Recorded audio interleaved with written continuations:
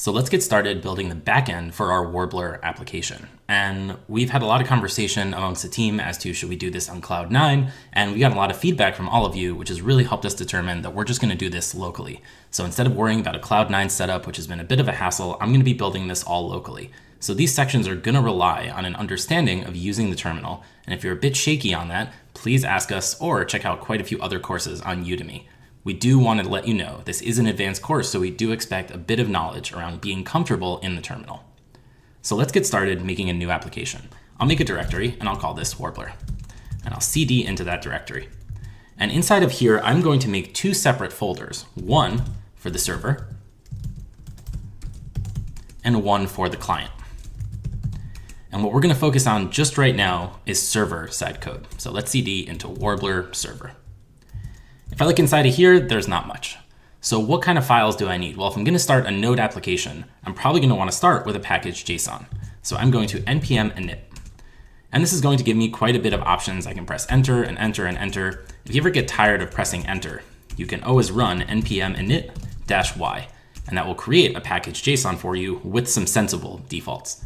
So inside of here, this looks pretty good so far. I can go in and edit this if I'd like. But what I really want to start doing is installing some modules that I'm going to need throughout this application.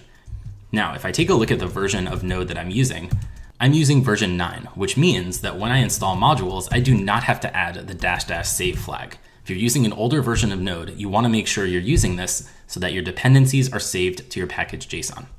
So what modules are we going to need? Well, this whole thing is going to be powered by Express. What else? We're going to need the bcrypt module for password hashing. We're going to need body parser so that we can make post requests and extract data from some JSON. What else are we going to need? How about Mongoose? We are going to be using JSON web tokens. So we're also going to need the JSON web token module. We're also going to need to spell that correctly first. And then we'll install the CORS module. And CORS is the idea of cross-origin resource sharing. There's a really important security policy on the web, which states that you can't run JavaScript from one domain to another. And that's really so that we can't inject any kind of malicious JavaScript from one site to another. In order to bypass this, one of the most common ways of doing that is by enabling something called cross-origin resource sharing, or CORS. You'll hear developers talk a lot of the time, oh, I'm having CORS issues. And what that really means is that they're struggling overcoming the same origin policy. It's very, very restrictive, and I'll actually link to it in the notes if you want to read a little bit more about it. But what we're going to tell our server to do is to send headers in the response that notify the browser that it can actually allow for a cross-origin request. And when we start working on the client side, we'll actually see what this code looks like. So what else do we need? We have Express, bcrypt, body parser, Mongoose, JSON web token, CORS. That looks good for now. It's very possible that I'm missing one, but that's okay. When we need it, we'll get it. And there's actually one that I just thought of that we'll need, and we're going to see what that is in a second when we start talking about security and secret keys. But for now, I think this is okay. So once these have installed, we need to think a little bit about our folder structure. And we're going to need some pretty important files. I'm going to make a file called index.js, and this file is going to be responsible for starting my server. I'm also going to make a couple folders. I'm going to make one for my routes, one for my models, one for my middleware, and another for my handlers. Now, you've traditionally maybe put all of your code inside of your routes, but what we're going to do is we are going to use a folder called handlers. And handlers are going to be all of the functions that we pass to app.route or app.get. We'll see what this looks like in a little bit, but this is a structure that's going to allow us to scale this application much easier.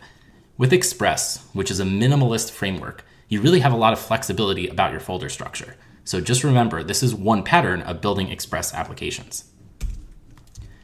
Let's take a look at what I have so far. This looks pretty good. Now I need to actually start writing some code in my index.js. And all we're really going to do is write a little bit of code to start the server. I'm using Visual Studio Code, but you can use whatever text editor you like. So inside of our index.js, we're going to need to start by bringing in some important modules. I'm going to bring in Express. I'll say that Express is going to be the result of the Express module. We're also going to invoke that Express function. And this is what is imported. This is a very common pattern that you've seen with a bunch of Express apps. We're also going to bring in the CORS module. So I'm going to bring in CORS, and that's once again going to be required CORS. And a lot of this, we really could just give you the boilerplate code, but I really want to build this from scratch and talk about each part of the application that we're building. What else do we need? Well, we're going to start with a port And here is just a variable. We'll put that on 8081. Why not? Let's do something fun. What we're going to tell our application to use is the cores module. We're also going to tell our application to use body parser. But in this case, we're not going to do that URL encoded that you might have seen before. Since we're building an API, we're going to use body parser JSON. And that's very important. Well, I want to build a very simple error handler. And what does that look like? I'm going to specify all my routes over here.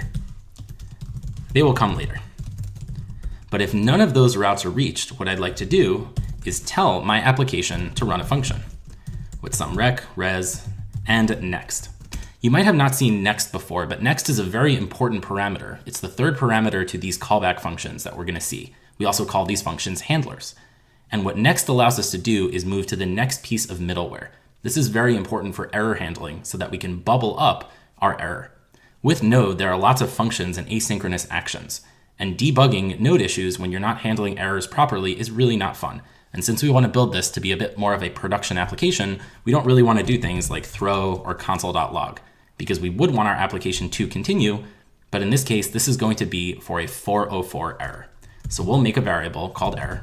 This is going to be a new error. Error is a built-in function or constructor function in JavaScript. And this just says not found. Make sure that my quotes match up. And then we will set the status of this error to be 404. You've seen these before. When you visit a page and you go to some route and that route doesn't exist, that's all we got. What I'm going to do then is call next with that specific error. So what I'd like to do right now is simply listen on a port.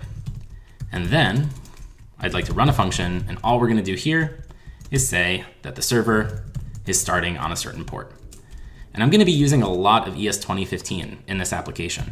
So I'm going to start just with some template strings. The server is starting on port, and whatever the variable of our port is. Make sure I get that correctly. So what have we done so far? We've brought in some important modules, we've set the port number, and we built a very small error handler. If we were to go start this application, we could do that using node index.js. Now we can see body parser is not defined. Did I forget that one? It looks like it, yes. Let's go make sure that body parser is the result of requiring body parser. Maybe you saw that. If you did, I'm glad you fixed it for me. Let's go run node index.js, and we see that the server is starting on port 8081. Now, if we were to make a change, we would then have to go stop the server and start it again. So thankfully, there's a really wonderful tool called nodemon, which you can install that will keep your server alive after any changes. You can install that using npm install-g nodemon. So I'm going to start with nodemon and start the server. But how do we know if anything's working? Well, I'm going to go over here, and I'm going to simply make a request to this API. What we're going to do is simply state curl localhost 8081. And curl is a simple command line tool that allows me to make requests. And if we take a look at this right now, we get this whole messy bunch of HTML. We get an error that says not found, and we see all this information about the error. What we'd really like to do is build a bit of a cleaner way to send back that information. And since we're building an API, we're going to be sending back information with JSON. So in the next video, we're going to take this error handler that we built, and we're really going to clean it up. I'll see you there.